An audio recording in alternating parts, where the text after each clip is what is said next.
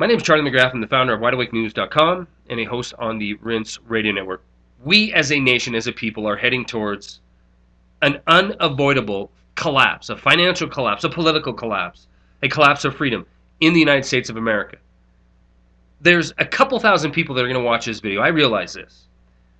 And most of them would tune into my commentary video or other alternative media to get to the truth, to get around the mainstream propaganda. And I commend you. I commend you because you have the courage to think for yourselves. And at the very minimum, very minimum, you're mentally prepared for what is coming. Unfortunately, we are surrounded by a nation of people that cannot and will not step out of their perceived reality. They have a normalcy bias, and they're hanging on to it to the bitter end.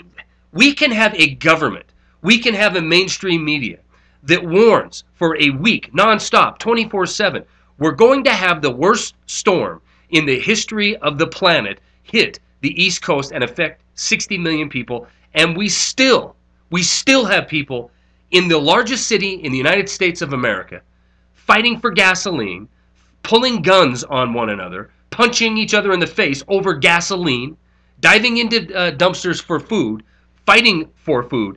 In the United States, in 2012, after a week-long warning that this monster storm was coming. Can you, for 1 second, imagine what is coming to the shores of this nation when we have a sovereign debt landmine explode and a credit freeze, and you have people from coast to coast who go to an ATM machine and it just doesn't work?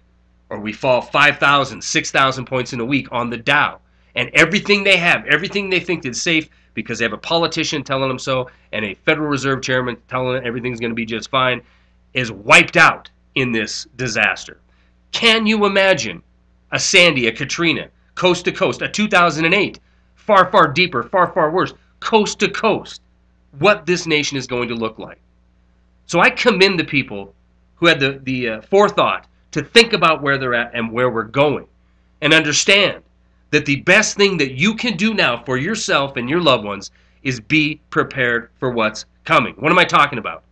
There's thousands of people in New York dumpster diving. There's a mile-long gasoline line at every gas pump in New York City. Get prepared. Be prepared not to go out and be in amongst that rabble, because at that point, that's all they are. Rabble looking for what they need in order to sustain themselves. We have an election coming up Tuesday. Now, that doesn't stop Michael Barone, a longtime political analyst. They drag out every election cycle to tell us, blow by blow, county by county, state by state, who's going to win this thing. He's calling this whole thing for Romney right now. North Carolina, Florida, Ohio, Virginia, Colorado, Iowa, Wisconsin he gives to Obama, New Hampshire, Pennsylvania, New York, Wisconsin. The list goes on and on and on of the states that Barone is giving to Romney. It's going to be a landslide for Romney, according to Michael Barone. Now, we're going to have the red state folks and the red team guys cheering to the rooftops because they think they're going to get rid of the guy who brought the economy to a grinding halt. And a grinding halt is exactly where it's at. 40.6% of the people who are unemployed right now are long-term unemployed. We've created 75 times more people on the food stamp rolls than we have on the employment rolls over the last several years. But to just hang this on the neck of the blue team and walk away and put the red team in there is the height of ignorance, the absolute epitome of ignorance. Unfortunately, I guarantee you know somebody, you probably talked to them today, that think this is the answer. There is no recovery coming. It is mathematically impossible to pay the debt that we have. Mitt Romney isn't fixing anything. We are sitting here days before an election. When is the last time you heard a candidate, Obama or Romney, talk about the Treasury Secretary, Timothy Geithner? When is the last time you've heard him talk about Ben Bernanke, the Federal Reserve Chairman? When's the last time you heard him speak to Freddie or Fannie? Because if you're sitting in a home with a mortgage, one of those entities owns you. They own that mortgage. This is the trajectory of the country. It's happened time and time again throughout history, where we had private institutions, private banks, create money, inflate money, and then retract it, collapsing economies, and then sweeping in to gobble everything up. This is where we're going. This is where we're going. Now, the IMF is issuing documents recently. They want to re-drag up the Chicago plan. And this is issued right from the International Monetary Fund, a collection of bankers. And they're playing almost to the alternative set, talking about we need to get rid of fractional reserve banking. Listen, we need to get rid of fractional reserve banking because we've inflated money and inflated debt around the world. If we do this, we can wipe out 100% of GDP in debt in these sovereign nations. And it could happen overnight, and it can happen with the stroke of a pen. We'll get rid of fractional reserve banking, eliminating private banks. This is I'll attach to this video. Eliminating the private banks' ability to create money out of thin air. The meat of this idea and the noose of this idea is later on in the article. They want to free up the Federal Reserve and central banks around this world not to have to compete with private banks. And I'm not talking the Goldman Sachs and the too big to fails that truly make up the ownership of the Federal Reserve. I'm talking about your regional banks, your credit unions. If they no longer have the ability to fractionally reserve and add money to the economy, that power, again, is given to the Federal Reserve, and the document says as much.